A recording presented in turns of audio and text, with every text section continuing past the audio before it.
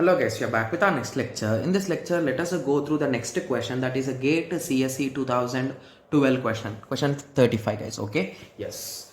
Okay, so this question belongs to circular queues guys, okay? Yes. So suppose a circular queue of capacity n minus 1 elements is implemented with an array of n elements, okay? So assuming that the insertion and deletion operation, okay? So assuming that the insertion and deletion operation, okay, are carried out at the rear and front ends as the array index variables represent. Initially front and rear equal to 0. The condition to detect Q is full and Q is empty are. Okay, so this sounds really interesting, right? So he is asking us the conditions to check. If you recall, we have already discussed the conditions for these guys. Okay, so anyway, we will try again to reform them with some examples. Okay, yes. So let us start. Okay, so assume that 0, 1, 2, 3 and 4. Okay, so let us first try for Q is a full guys. Okay, A, B, C, D, E. Okay, so let us assume our front is here and rear is here. So the first example, front is equals to 0, rear is equals to 4. Okay, yes. So let us take the first example guys, and n is nothing but 1, 2, 3, 4 and 5. Okay, yes. So n is equals to 5, right? Yes. So let us start. Okay. So rear plus 1. So what is a rear guys? 4. 4 plus 1 is nothing but 5. Okay. 5 mod n is nothing but 5 mod 5 is 0. That is nothing but front. Wow. This condition is absolutely correct for now. Okay. Yes. So is this condition is also same as that guys?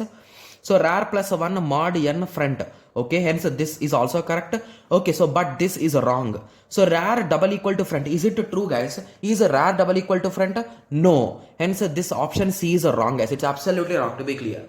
Okay, and the next is nothing but front plus 1 mod n equal to rear. So what is a front? 0. So 0 plus 1 is 1 and mod 5 is equals to 1. It is not equals to rear guys. So this option is also wrong. Wow. So with a simple example, we have eliminated 2 options guys. That's really nice, right? Yes. So now let us take the empty condition. Okay. So what will be the case if there is an emptiness? Okay. So what will be the situation if the pointer is at having a single element guys? At that time, both the elements or both the front and rear will point to that element only, right? Yes.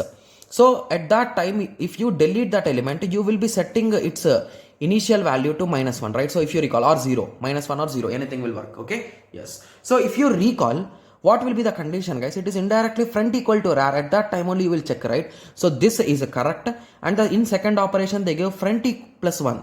They did not even give you the equal to check which condition. Hence option B is completely wrong. So hence you can conclude that option A is correct guys.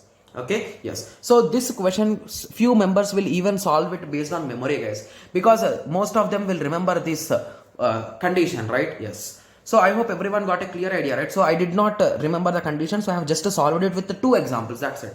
It took around 2 to 3 minutes. That's it. Okay. Yes. So I hope everyone got a clear idea. So in the next lecture, let us continue with the next question guys. Okay. Yes. So let us meet in the next lecture. Thank you. Thanks for watching. Like, share and subscribe for more awesome videos like this. Thank you.